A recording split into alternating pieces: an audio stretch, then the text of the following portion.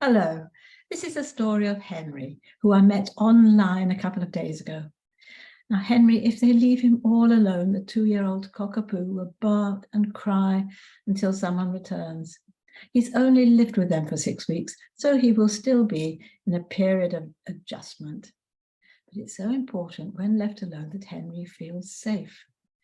He watches out of the window and barks at passing people and dogs. He has run of the house, and either a person or male coming to the front door alarms him too. This won't help his general confidence when they try to leave him all alone. When left, he needs to be as calm and confident as possible for our separation work. Diagnosis. It's important to dissect the detail, as each and every case is individual and a bit different. What applies to one may not apply to the other. The people's comings and going in this case are a bit unusual. The couple have a 2-year-old little boy, so one of them is at home nearly all the time. The lady, though, gets up very early for work, about 3 in the morning, and Henry stays upstairs with the man. When she's at home, the gentleman goes to work and won't come home until about midnight. All these regular comings and goings of just one of them at a time can actually be made use of. So what happens is Henry is unconcerned when the gentleman leaves, and he's still with the lady. However, when the lady leaves and leaves him with the gentleman, he is anxious. He will wait at the door and maybe whine, then settle, and then go and check again. But he melts down in a panic when they both go out together and he's left all alone. So we need to make a start. For now, they must try not to leave Henry all alone at all while they work on it. If there's a big emergency, the best they can do is to leave from a different door to the one they normally go out of and the door they're working on. So, first of all, it's about breaking the Velcro connection.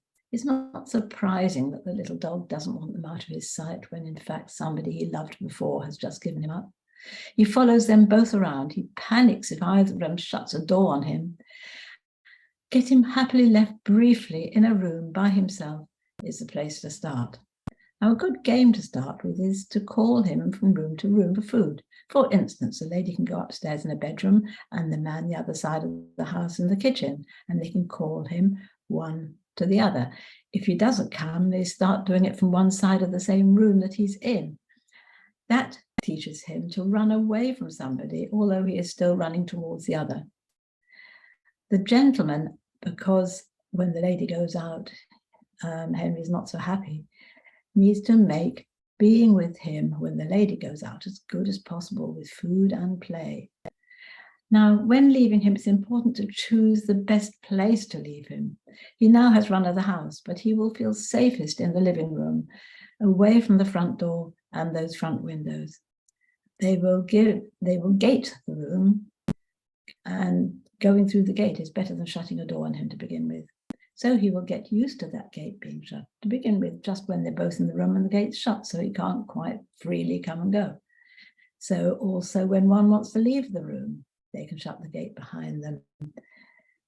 He will slowly get out of the habit of always freely following them about, one person at a time.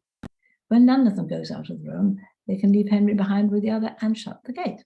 So each time someone goes through the gate, they can now add a word like stay or back soon, or whatever word they've chosen for their leaving ritual. Leaving Henry all alone now. Now it's time to work on leaving him behind the gate all alone without the company of one of them. Each thing done randomly many times until it's no big deal. So the first is the lady in particular needs to work at this, as her departure is stressing the most. So she goes to the gate, walks through, take a few steps, comes back in, shuts the gate again lots of times. Now she can walk away a little bit further, and as she leaves, she can drop food, say stay, or whatever word it is, shut the gate, come back in again, over and over. Now she can walk towards the front door, which Henry can see from that gate. Do the same thing. Next, proceed to going out the front door, leaving it open. So the next step is getting ready to shut the front door. So remember, the environment has to be as safe as possible. They could put on gentle, calm music, maybe a plugin, a Pet Remedy plugin or a Dactyl plugin. They can build up their ritual. Now, I suggest introducing a visible clue, something, say a bowl, each time before they leave. They place this bowl beside the sofa and then throw a treat on the sofa. You may ignore it to start with, but eventually the bowl will become a signal to jump on the sofa. Now she can say the word, stay, and slowly increase the time she spends away. They will use their camera so they can return before Henry shows any sign of distress. So from here, they can add other cues that signal they're about to go out and Henry will be all alone. Things such as picking up keys, changing shoes, dressing their little boy, and so on. It takes patience, but I know they'll get there.